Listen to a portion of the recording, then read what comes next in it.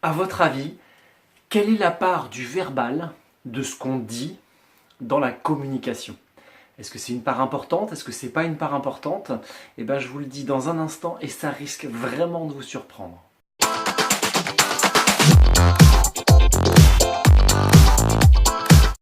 Bonjour à tous, je m'appelle Sylvain Mallet, bienvenue dans la série Réveille ta com où je vous dévoile les outils qui vont vous permettre de sortir des conflits et d'être plus à l'aise dans la communication en règle générale. Aujourd'hui, je vais vous parler d'un mythe dans la communication qui est extrêmement fort, qui est celui de la part du verbal dans la communication. On a souvent l'impression que ce qu'on dit est vraiment important, on y réfléchit, on y pense, on l'écrit. Et en fait, ça reste un mythe. Parce que ce qu'on dit est finalement très peu important par rapport au reste. C'est quoi le reste? En fait, le reste, c'est tout ce qu'on peut difficilement contrôler. Le reste, c'est notre corps.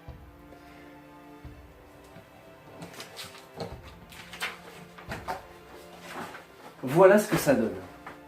Concrètement, en termes de communication, le verbal, c'est 7%. C'est-à-dire 7% de votre communication, c'est du verbal. Le reste, ce que j'ai mis en strié, c'est du corporel. Il y a une part de voix, c'est-à-dire l'intonation de la voix, le rythme de la voix, la modulation de la voix, les silences. Et puis la partie physique. La partie physique, c'est comment je me tiens, est-ce que je suis... les mimiques de visage, mes mouvements de main, mes mouvements de corps, mes tics. Et toute cette partie-là, finalement, représente 93% du message. C'est-à-dire que si vous voulez chercher à contrôler votre communication, eh ben, c'est pas particulièrement simple. En fait, déjà, ça s'explique assez facilement parce que quand on apprend finalement à communiquer, c'est loin d'être la voix, le verbal, enfin c'est loin d'être les mots qu'on utilise en premier. Quand on apprend à communiquer, eh bien on est déjà tout bébé, on est un nourrisson et on gazouille, mais avant tout on bouge son corps, on regarde la figure des adultes et des enfants qui sont en face de nous. Et c'est à partir de là qu'on comprend qu'un grand sourire, visiblement ça se passe bien, tout est ok, et une tête un peu plus fermée, eh ben, il y a quelque chose qui ne va pas.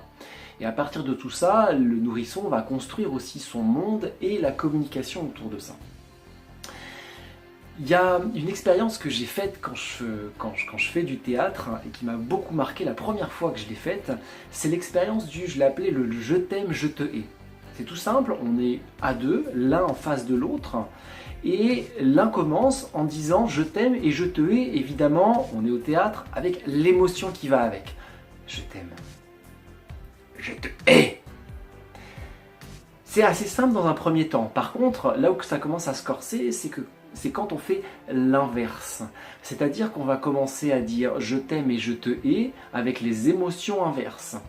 Et là, du coup, on se rend compte que c'est plus aussi simple, mais au bout d'un certain moment, on arrive à s'y faire. Quelque part, les mots ont plus trop d'impact, parce que la personne en face, qu'est-ce qu'elle perçoit? C'est...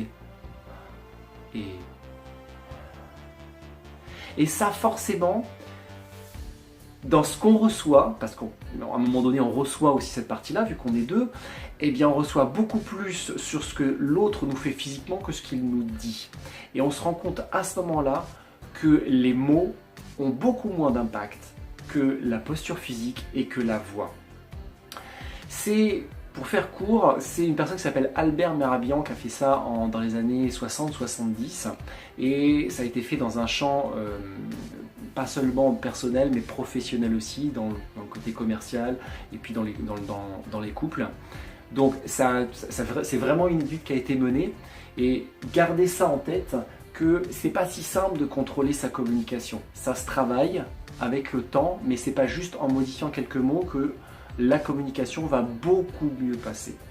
Il y a des personnes qui sont très très douées pour essayer de travailler justement sur cette communication, c'est les hommes et les femmes politiques. Ce qu'elles font, c'est que déjà elles peaufinent énormément le côté verbal. Elles travaillent aussi beaucoup sur la voix. Le truc, c'est que là, je l'ai marqué, c'est du strié, c'est de l'inconscient. Et l'inconscient, ça ne se travaille pas si facilement que ça. On peut réussir à y travailler avec le temps, mais parfois on se rend compte que sur certaines vidéos, sur certaines conférences qu'ils peuvent donner ou qu'elles peuvent donner, eh bien la voix trahit quelque chose. C'est-à-dire qu'il y a un décalage entre la voix et le verbal. Et ça peut être encore plus palpable et visible dans le physique. Dans tout ce qui concerne ce qu'on appelle la communication dite non verbale, il y a certaines personnes qui sont vraiment très douées pour le détecter. Et parfois on détecte des mouvements qui sont complètement incohérents par rapport au verbal. Ça vous est très certainement déjà arrivé de voir des personnes en face de vous qui sont dans de la communication bizarre. C'est-à-dire qu'elles disent quelque chose et vous percevez que c'est pas tout à fait juste. Si, c'est bon, vas-y, c'est bon, je me débrouillerai, c'est ok.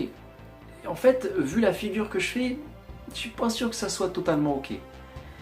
Et les mimiques faciales, le corps, justement, trahissent le fait qu'il y a une différence entre ce que je dis et ce que je manifeste au niveau de mon corps.